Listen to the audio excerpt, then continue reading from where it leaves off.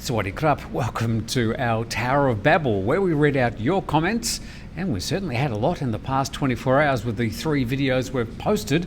Let's go through some of the things you've had to say on the Thaiger. We start with Ali M, who asks the question, where's the white guy?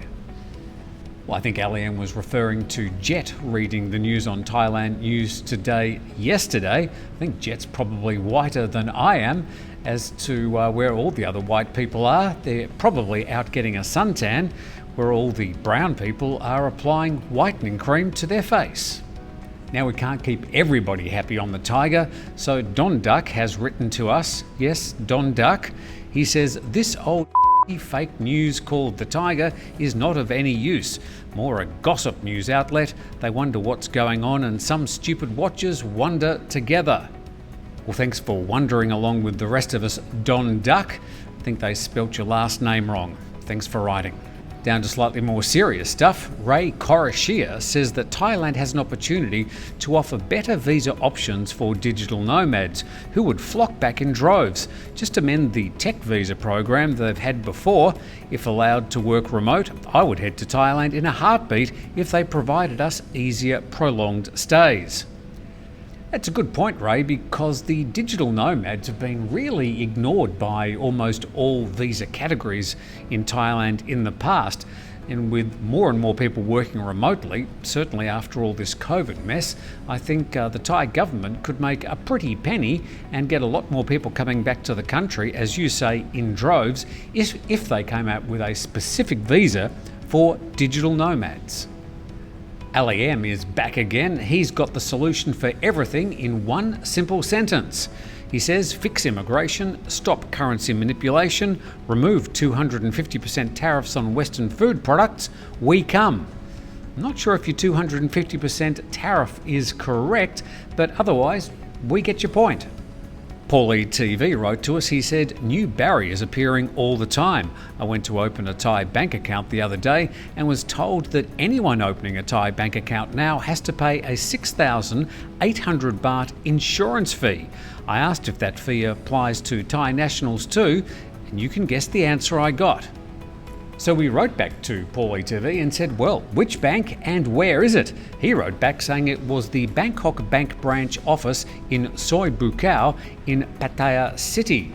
So we're going to go over to our Bangkok bank, who we use exclusively for all our banking, and check if indeed we have to provide a 6,800 baht insurance fee to open a new account.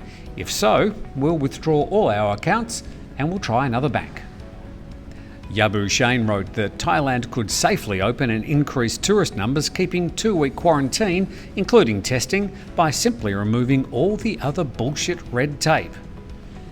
Yes, you could say that just about all the visas at the moment, or any way to come into Thailand, does indeed involve a lot of bullshit red tape. Simon Platt wrote to us. He said, a bit close to the bone, that mate. Well, he's referring there to a story we did yesterday entitled Thailand Threw a Tourist Party, the guests didn't bother coming. But bang on, it's not rocket science. Tourists won't come if it's not easy and enjoyable. Trav Pitt said someone should print and email these comments to Prayut and copy his Minister of Tourism. Also, fire the Health Minister, Anatun, infamously quoted as saying many foreign dress dirty and don't shower. Doesn't take a genius to figure out why Thailand is radioactive now to most Western tourists. We're actually prepared a short list of people we want to interview on the Thaiger in a new series as we speak to, well, famous Thai people and Thailand people in the news, including politicians. Anatun is near the top of the list. Kennedy didn't have anything really nice to say about the Thai government. This is his description. He called them the germaphobe COVID bedwetting government. Haha, good stuff. In a prediction from the Minister of Tourism and Sports, he was predicting that 10 million tourists would come to Thailand this year. 40 million, or nearly 40 million, came in 2019. A lot of people are a little bit sceptical about those speculations. Lance Tucky said that 10 million tourists this year? Dreaming. Nick Hegarty is lamenting that his annual trip to Phuket looks very difficult this year. He said our holiday to Phuket in March has just been cancelled. Hopefully we can get back in 2022. What time of the year do the rains bad in Phuket? Nick UK. Now we get your meaning there, Nick. The answer is that the monsoon season is usually from April to the end of November. The wettest months in Phuket are September and October. Brad King says, I think the Thai government should use this time to fix the image of their country. Stop blaming the dirty farang. Try and put a stop to some of the dual pricing, especially the overpriced ones, the scammers, etc.